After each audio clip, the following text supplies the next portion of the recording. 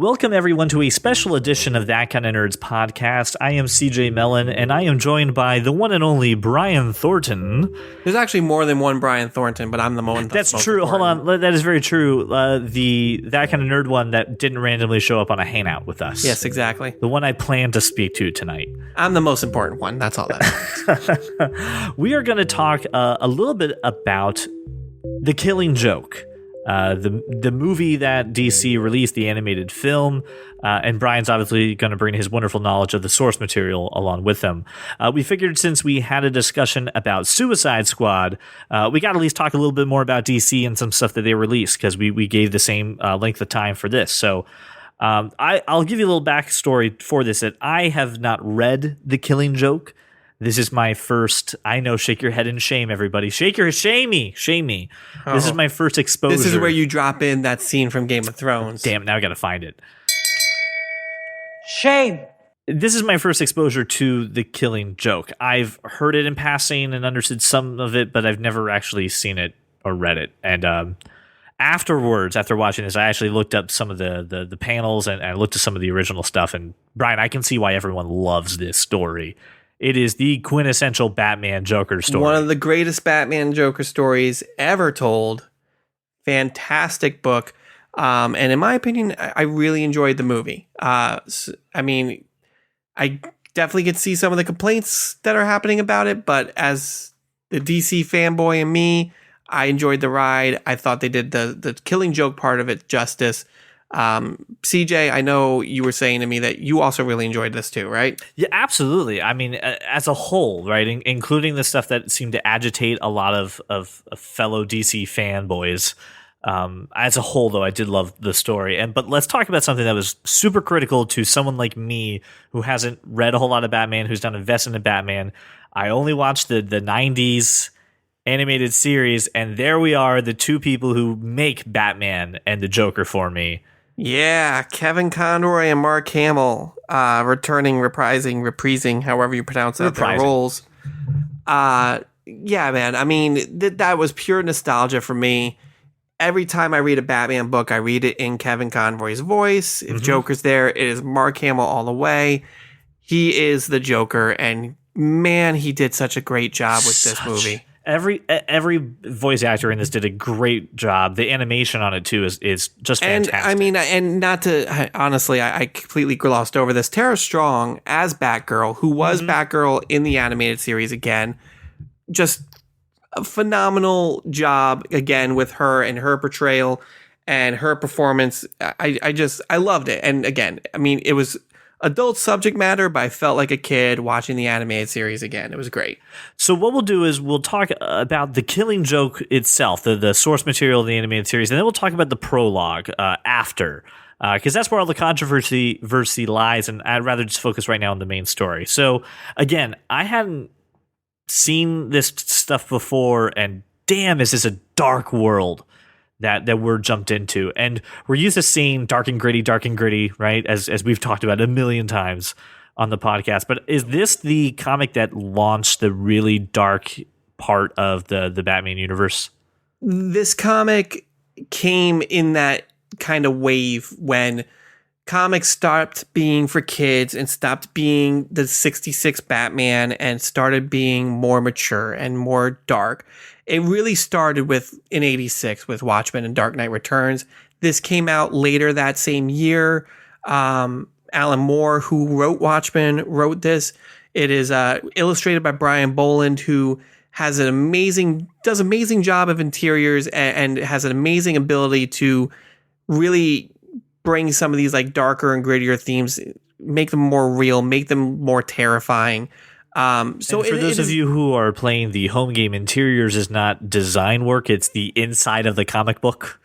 So he means the actual panels inside of the comics. That's okay. No, listen, there's some people who don't speak the nerdy talk, and that's what we're here for. But it's not the thing that brought it about, but it definitely helped. It definitely kind of made this dark and gritty tone viable, especially with how well it's done. You're talking about a comic book that's been in like 5-6 different printings. It is a character driven story. It is not about a particular thing or a case. It is Joker's not trying to rob a bank or poison the water supply. He is trying to prove a point, and it's a very overarching mental story about he's just trying to show Batman that, again, all you need is one bad day and you can be just like me. You can be just like the Joker. Any person can turn into me. This really dives into the psychology of Batman and the Joker. And it's funny because on our other show, Hey, Did You See, we've drawn parallels to this with Sherlock and Moriarty. I tried to. Right. At least every episode so far. But this is really a sense of, just like you said, there's a very famous speech there's a couple famous speeches, but the one is Joker says just one bad day, right? One bad day and you'll end up just being me. Right. So his plan is to take the best person that we know in the Batman universe. We know Batman is not perfect. Mm-hmm. We know he's a little crazy, and so is everybody else who decides to don that cape and cowl or mask and cowl with him. He takes Commissioner Gordon and he starts systematically breaking apart his life, starting by attacking and allegedly assaulting his daughter, and then showing him pictures of it and stripping him naked and making him go through this entire cabal of, what's trauma really that happened to Barbara. Right. And not even just that, because before he even starts kind of berating him with the pictures of the things he did to Barbara, he's showing him, he's describing a man as someone who flagrantly just disobeys the law and takes the law into his own hands. What would you do with this person? He goes, I'd throw the book at him. And he goes to throw this book at Joker, and this cardboard standout of Batman kind of pops up. And it's just like, what a hypocrite you are, Gordon. You let this man do whatever he wants. He's just as crazy as I am. Like this systematic breaking down of Commissioner Gordon's mental state and his values. He's going to take this perfect person and make him just as insane as he is. Yeah, and even in the Chris Nolan movies and in all the other adaptations of Batman, Commissioner Gordon is the White Knight, right? He is the one that no matter what, the rules are the rules. I want people brought in and taken to Arkham Asylum. I don't want you to hurt or maim anybody. I want criminals to be where criminals belong. And he flirts with this notion even with Batman, right? That he's still a vigilante, and he wrestles with, is the greater good letting Batman do his thing or not? And Joker really just going after him psychologically to corrupt that character, and then ultimately failing, even in circumstances that would make any other other person snap and have that one bad day. Just really kind of speaks to the character that they've created with Commissioner Gordon and just how strong of a person he really is. The other thing I really would say that really took me by surprise was, again, because I don't have a vast knowledge of Batman, was the scene where Barbara Gordon gets shot and paralyzed. Because Joker just, she answers the door. There's the Joker wearing like a Hawaiian shirt, a hat, and sitting there with a revolver. And anytime you've ever seen any movie or anything in cinema where a person has a gun answering the door, it's let me in and let's have a menacing conversation. And he doesn't say anything. He just puts the gun right on her hip. And just this is fires. That version of the Joker that just wants to watch the world burn. He just wants to push that right button. He goes there with the intent, fully intending on just shooting Barbara because he's the closest person to Gordon. And again, this is all about him trying to prove a point. Yeah, just so he said, so he broke out of Arkham Asylum, and it's not to do a series of things. It's not to take over the bank. It's not to rule Gotham for 48 hours. It's to break Gordon and to break Batman. So it was just utterly terrifying. I didn't see it coming. Caught me by surprise. And Mark Hamill does such a great job with every menacing word out of his mouth. He does a great job, and you got to give some credit to the animators of this film too, especially in that scene. That door opens, and you just see these white little beady eyes of the Joker, and it is scary. It is creepy. Not for the faint of heart, and he is creepy and just downright scary as hell. The thing will give you nightmares if you don't know it's coming, and it startled the hell out of me. The other thing that really impressed me, or I thought was very interesting about this movie, was we get an actual little backstory on the Joker. Now, the question is, can we trust it? But we'll get to that in a minute. But throughout all of the canon that I've ever known of the Joker, including, again, the Dark Knight trilogies and all that stuff too, even the new Suicide Squad movie, we don't get much backstory on the Joker. He just kind of comes to the scene. There's fake stories out there everywhere. But this was really interesting to see the Joker with a family, with a wife, with a pregnant wife. Knowing that he was an actual, failed scientist, but is now a comedian. Like, we get a big layer to him, and we start to humanize him, which is odd. I didn't know what to do. I was like, I'm starting to care about the Joker? No, that's wrong, man. I can't care about the Joker. The great thing about this is that this is the closest thing you've ever gotten to an origin story for the Joker, even in the comic book. To this day, you don't know who he is, where he came from. We assume this is the correct backstory, but even in the comic book and even in this movie, we get to the end of it and he says a line that he's just like, all of these backstories, they get mixed up. I don't even know what's true half the time. Like, he doesn't even remember who he was before those chemicals hit him. And there's an interesting line that Batman says when he's in the Batcave with Alfred. He goes, there's so much hate between the two of us. And I don't know anything about him. Right. And he doesn't know anything about me. And Alfred's like, I wouldn't be too sure about that. Yeah. In the sense of both ways, that Bruce has a better understanding of the Joker than he cares to admit or let on. Mm-hmm. And the Joker obviously has a way stronger understanding of Batman than Batman. Yeah, and that absolutely lends to the next theme. And honestly, like, even for the Joker, like, the Joker doesn't care. He doesn't care who's behind the mask. Right. And this movie does it, and this comic book did it.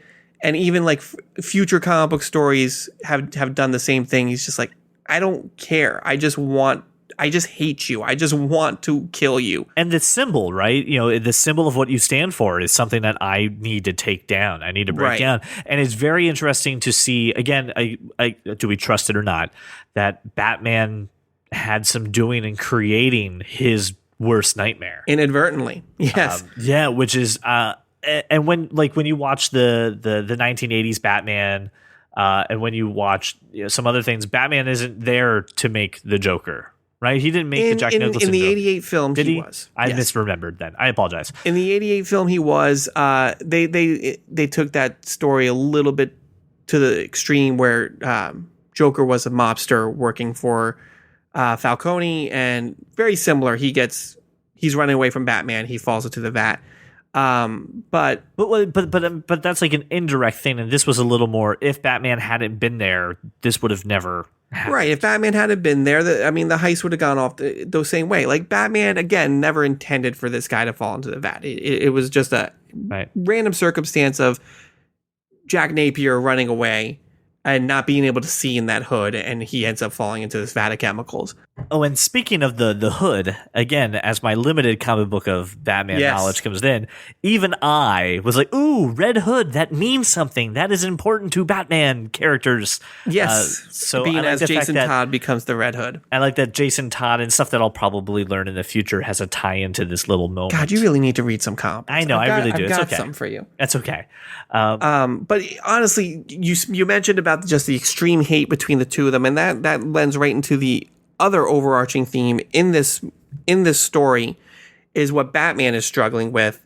And the comic book opens up, and this half of the story, this half of the movie opens up with him visiting Arkham and giving that speech that this ends with one of us dying. I don't know who's going to kill who. You may kill me. I may kill you.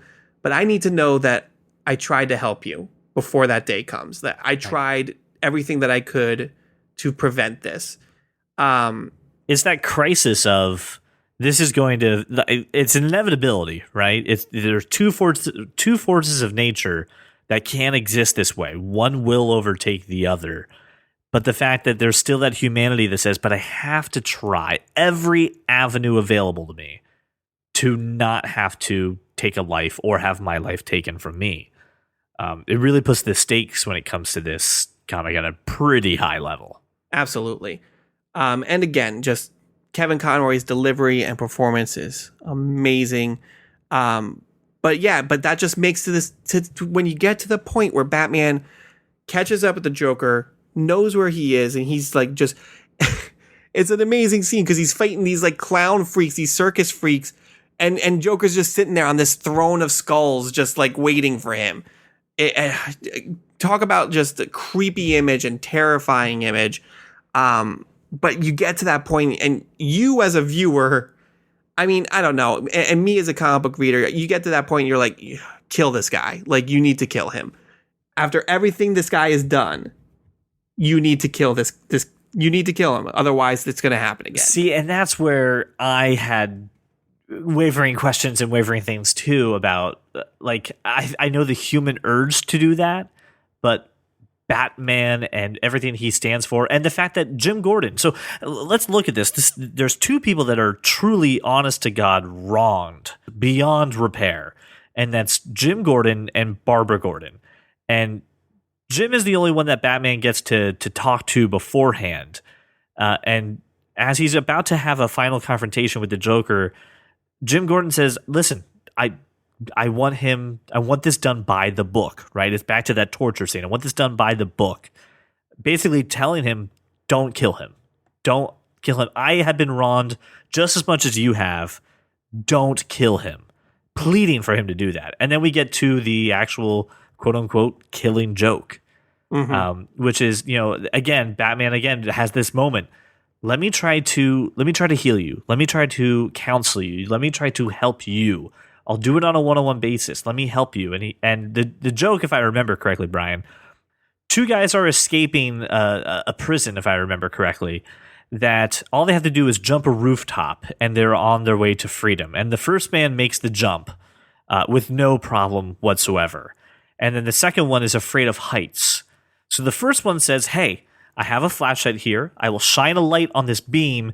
You just walk across, and you'll be safe with me." And he goes, "What? Do you think I'm crazy? You're just going to turn off the light when I'm halfway through." Right. Yep. And then the Joker starts laughing. And then this is where I grabbed the panel from the book too. Joker starts laughing, and all you see is this huge ha ha ha ha ha. Then you see this Batman starting to snicker. Then he starts laughing. Now there's two ha ha ha ha's. And then finally, all you see in the comic is one ha ha ha. And a pan down to, a rainy water. But in the movie, it's the Joker's laughing, Batman's laughing, and then you don't hear the Joker anymore. And you just hear Batman laughing, and then pan down and you just hear the police are coming in. Now, this has been a ending that has been battled, debated, and done by way smarter people with better inside information than the two of us. And it's always been an ambiguous ending. When I watched it the second time, and just with the Killing Joke material that we've been talking about so far, I honestly want to believe, and again, I think Brian and I have talked about this, we interpret Batman different ways, and this really tells you how do you interpret Batman, and I don't think he kills the Joker. What do you think? So, I mean, on my first read, like, you want to think the best of Batman.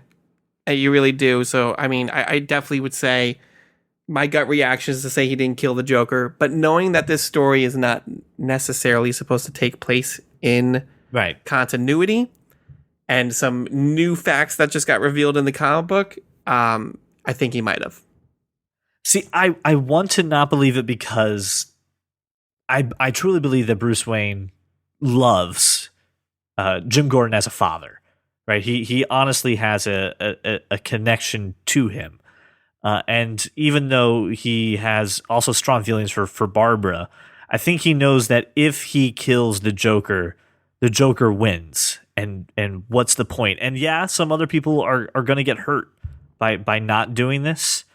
But the question is, do you lose yourself to save others, or do you just try to let the cycle repeat? It's a very complicated thing. I just want to hope with my Batman, right, with the way I see him in my head, that he doesn't kill. And honestly, I mean, even though the writers of the book have been very They're very ambiguous about it. They let the reader decide how they interpret Batman. I just don't see him killing him. Well, that's the point. That's just me. It's just like, what kind of Batman? Yeah, what kind of Batman do you want? Do you want the guy who would sacrifice his soul to save potentially hundreds of thousands of people? Then great, then he killed him. But do you want the guy who is the White Knight, who is the guy who hugs the line but never crosses it? Then he didn't kill him. And that's the beauty of this story. That's the great part about this story. It is the top spinning at the end of Inception. You interpret that ending the way you want to. And I love how the story approaches the Joker. It all becomes psychological. I love the backstory that we get from him. And I really love the stakes. It's terrible, absolutely atrocious what is intimated that the Joker does to Barbara Gordon. Not only just paralyzing her, but there's a really big hinting of some sexual assault, and it really puts the stakes high that even if you don't want Batman to kill the Joker, you understand why he would. Right. And it doesn't tarnish his character if he is. And if you want him to kill the Joker and he doesn't, you can understand why he did it. It gives you clearance to fight your own self, which is great. It gets in your own psychology. It's a great story. It's an amazing story. It's great. And now I'm really mad that it is like a 32-page comic book, dude. Yeah, and it's a short story. It's a short read, and it does all of this stuff inside of those like 30 pages. And the actual animated movie, when you just get to the actual Killing Joke, and we're going to talk about the prologue in just a moment, it's also very about quick. 40 minutes. About 40 minutes. It's very short. Yeah. It feels great. Now, let's get to the controversy of this. So the directors of this movie added a little prologue, which is what I thought was funny was literally the first line was Batgirl's voiceover goes, "I bet you didn't expect the story to start here." Right. Especially this isn't the story you're expecting. This is the story you're expecting. But especially the with story's me. About me. Yeah. Yeah. Especially with me. You're just like, okay. So fans of The Killing Joke are like, what is this?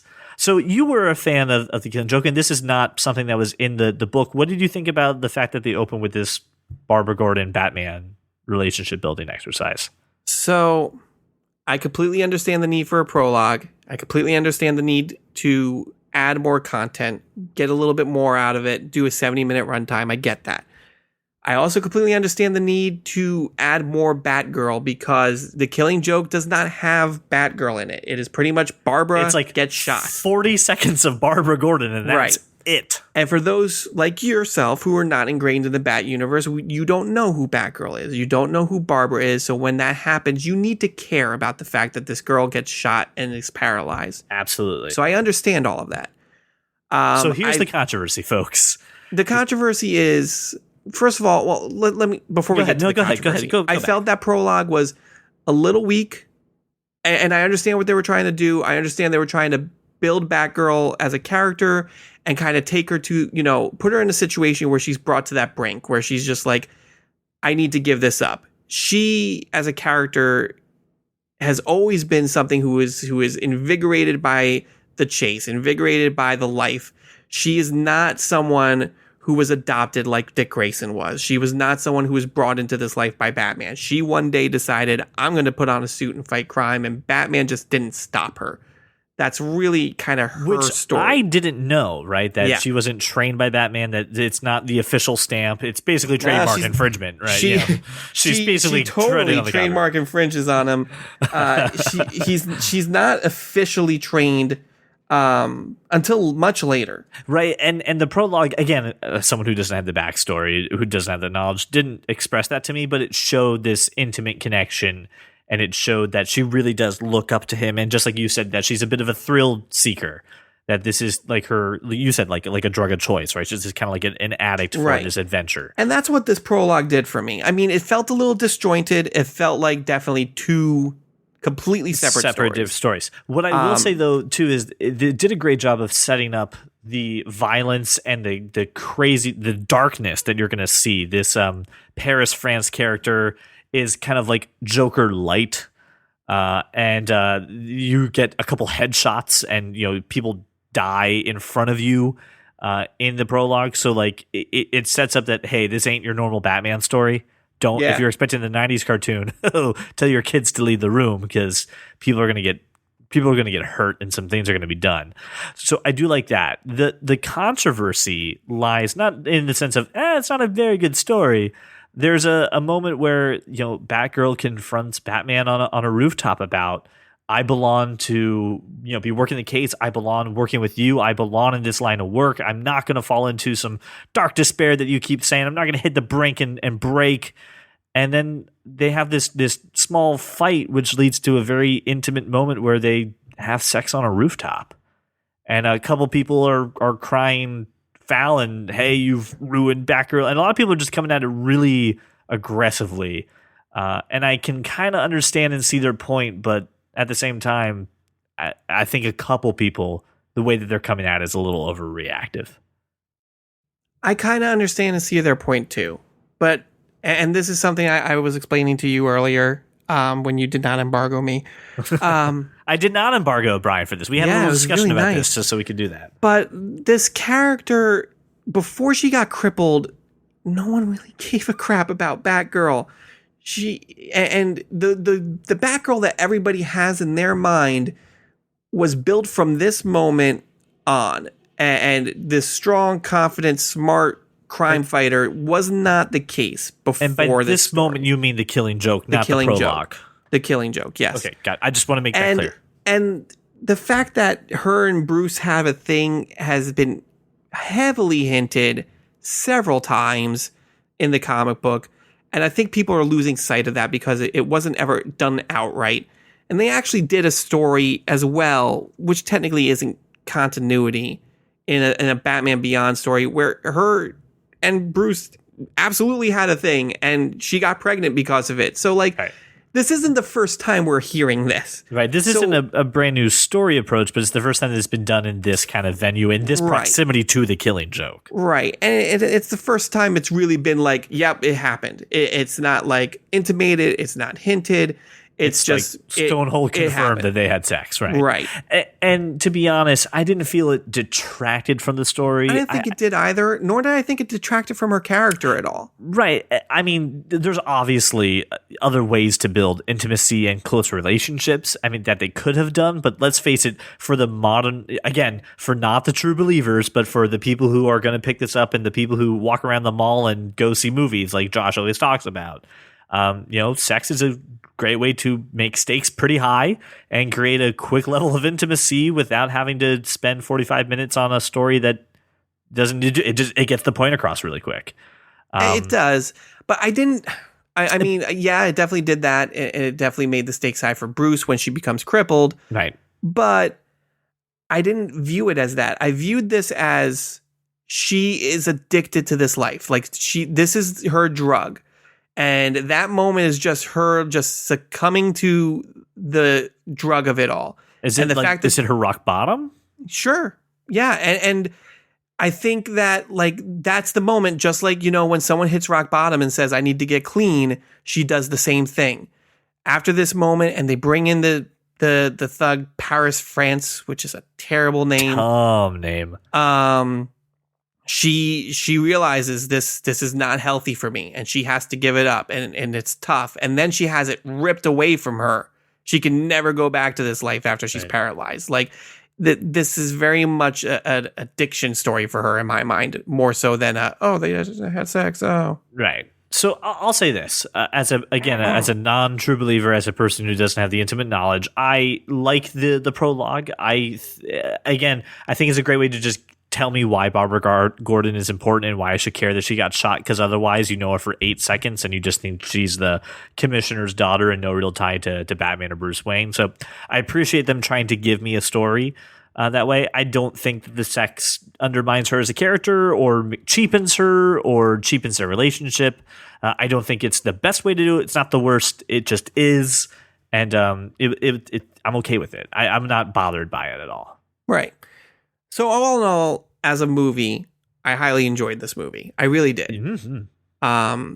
So I recommend that anybody who does not have small children around watches it, because it definitely is rated R, and you should not watch it with small children around. And that's something we should talk about. We talked about it before in other conversations. This is rated R. This is an animated Batman movie that's rated R. The first one. What made it rated R? I really think it was a headshot. The headshots. There wasn't like a ton of blood or violence, but the headshots. I think the possible sexual assault, right, is very much worthy of a rated R rating. And that's probably about it. Okay, so it's not vulgar. There's not a whole. There's not a whole lot of cursing or anything like that, and it's not like heads explode or anything like that. It's just violent. Does Joker call her bitch? Yes. Okay. I have to watch again, but I'm almost positive. I'm pretty sure it is. Anyway, it's not like a heavy rated R. It's not ultra violent. It's not extra vulgar. So, I mean, it's not a deterrent for people who are, squeamish or who hate that stuff for their characters. But I again, Brian, as a movie, I really enjoyed it. It's definitely something that makes me want to invest a little more into the Batman universe, and especially with Suicide Squad and Batman vs Superman and the upcoming Justice League movie, it's going to make me interested a little bit more in what's going to come down the pipe. And maybe I hope that they do something like this. You need to watch Mask of the Phantasm if you haven't. I probably should, but I really hope they can kind of put some of this into the DC universe. Just some of this psychology, some of this grit, just even a fraction of what they've done, The Killing Joke, in the current DC universe will be a really entertaining movie and a really entertaining thing to see from these two characters. Absolutely, I agree. So the discussion isn't over when it comes to The Killing Joke. We want to hear from you guys. I know that we're not the only two people who have seen this and have strong opinions about it. So tell us what you think. Did you think that Batman killed the Joker? Do you think that this movie crossed any lines or changed your perception on Batgirl? So there's a couple ways that you can go ahead and share your feedback. You can call us directly at 484-373-4119. You can also talk to us on Twitter and Facebook at That Kind of Nerd. Just search That Kind of Nerd. You'll find us. And of course, share this episode with your friends who have seen The Killing Joke. Share it with fellow nerds because we really want to hear what you guys have to say as a community. So I want to thank Brian for taking the time to talk to me about The Killing Joke and actually giving me access to watch it. So it wasn't for him, I would have been able to do that. So thank you for that. And I want to thank you guys for making us your walk around the neighborhood or your drive to work. I hope you enjoyed this special edition of That Kind of Nerds podcast. Join us next week for a new episode with some exciting topics. I'm really excited for it. So thank you so much, and we'll see you next week.